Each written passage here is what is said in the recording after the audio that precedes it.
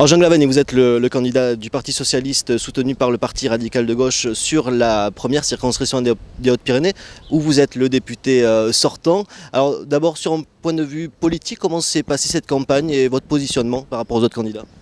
C'est un positionnement qui effectivement participe de la recomposition de la vie politique après la décomposition faite au moment de l'élection présidentielle. Et au fond, quels sont les trois critères que j'ai essayé de mettre en avant? Premièrement, la question qui est posée aux Français, c'est voulez-vous aider Emmanuel Macron, le nouveau président élu, à réussir son quinquennat, ou bien voulez-vous vous opposer? Il y a des gens à l'extrême gauche, à l'extrême droite, à gauche, qui disent non, il faut s'opposer, et même s'opposer systématiquement. Moi, je pense que c'est une erreur. D'abord parce que les Français ont donné un message très clair en disant il faut que ça marche, dépassez vos bisbilles, vos divisions, vos chamailleries, vos oppositions systématiques et travailler ensemble pour réussir. Et ensuite parce que je pense que les défis qui sont devant la France, des défis très lourds qui sont devant nous, qui s'appellent le terrorisme par exemple et qui est encore très présent, ou le chômage de masse et son flot de misère sociale et de colère sociale, si on les attaque pas billes en tête, si on ne les traite pas vraiment dans les 5 ans qui viennent, et s'il n'y a pas de vrai progrès, alors à ce moment-là, la France vraiment courra les plus grands risques. Donc on n'a pas le droit de jouer avec ces risques et avec ce feu-là. Alors donc je dis oui, je veux que ce quinquennat qui arrive soit un quinquennat utile au pays, utile aux Français, et donc un quinquennat réussi. Donc je dis oui, je suis disponible pour aider Emmanuel Macron. Alors les gens disent mais majorité présidentielle. Je dis simplement oui, si j'ai voté pour lui, fait voter pour lui, réjoui de son élection et que je souhaite la réussite et je me déclare disponible pour lui, ça veut dire que je suis de fait dans la majorité présidentielle, même si j'ai pas déposé ce brevet à l'Institut national de la protection industrielle, de la propriété industrielle, pardon. Donc premier facteur, veut-on pas aider Emmanuel Macron? Deuxième facteur, comment l'aider? Moi je veux l'aider en restant qui je suis, c'est un homme de gauche. Je suis un homme de gauche avec des convictions, je suis socialiste depuis toujours, j'étais toujours pour le rassemblement de la gauche. Je souhaite l'aider à gauche, c'est-à-dire... Or il se trouve que Macron, il n'a pas dit qu'il n'y avait plus de droite et plus de gauche, comme je l'entends, on me raconte, il n'y a plus de droite et plus de gauche. Mais comment il a dit? Il n'a pas dit qu'il n'y avait plus de droite et plus de gauche, c'est-à-dire il serait bien naïf de dire une chose pareille. Il dit je veux faire travailler ensemble la droite et la gauche, ce qui n'est pas du tout la même chose. Et vous avez peut-être vu le Premier ministre, il est arrivé à Matignon, ses premiers propos c'était de dire je suis un homme de droite. Et puis il y a des ministres du gouvernement qui ont dit nous restons des hommes de gauche, comme Le Drian ou Gérard Collomb, ministres très importants. Donc c'est le pari de Macron, c'est de faire travailler des gens de droite et de gauche. Il n'a pas dit on va faire travailler ensemble des gens de droite et de droite. Donc j'ai un adversaire de la République En Marche qui est le candidat de la droite, d'autant plus le candidat de la droite, même s'il ne voulait pas l'être, que la droite le soutient et ne présente pas de candidat des Républicains. Donc il est le candidat de la droite. Et moi je suis le candidat de la gauche, c'est par les socialistes, soutenu par les radicaux de gauche et par plein de gens. Et donc c'est la première grande différence qui existe entre nous et qui est une différence qui date d'il y a longtemps, qui n'est pas née là. Et puis là, le troisième point, c'est l'autre différence entre nous, c'est quand j'ai entendu mon concurrent et adversaire, le maire de Bagnères, dire moi je voterai tout ce que dit Macron, proposera Macron, sans hésiter et sans rechigner. Mais moi je dis, c'est pas ce qu'on attend d'un parlementaire, c'est une drôle de conception de la démocratie.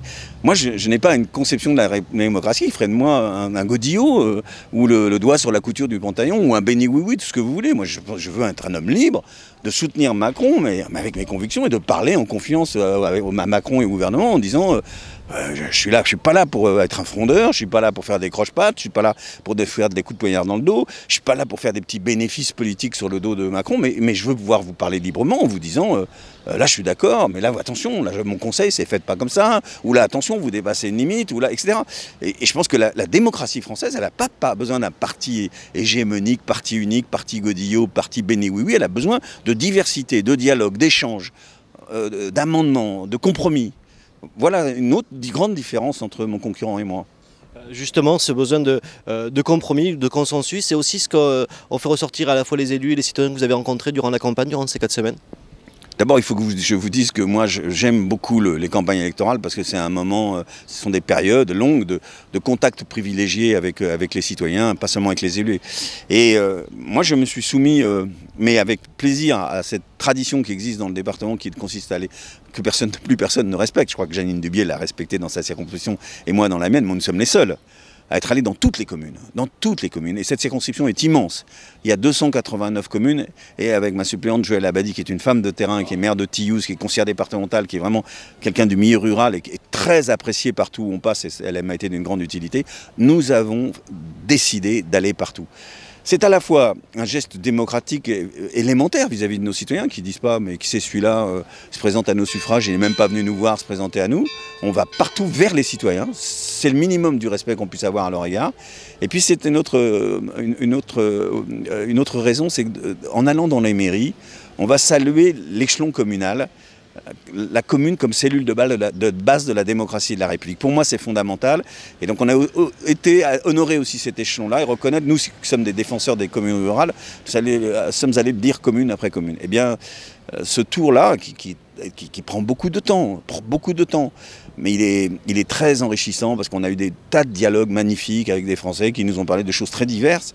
On a parlé beaucoup de l'hôpital de Lannemezan, on a parlé du haut débit, on a parlé de l'intercommunalité, on a parlé évidemment du président Macron, de la majorité de la France, etc. On a parlé de politique, mais c'est un exercice qui est magnifique et je regrette que, même si je ne le regrette pas tout à fait parce qu'ils ont tort de ne pas le faire, je regrette que tous les candidats ne se prêtent pas à cet exercice parce que ça enrichit la démocratie.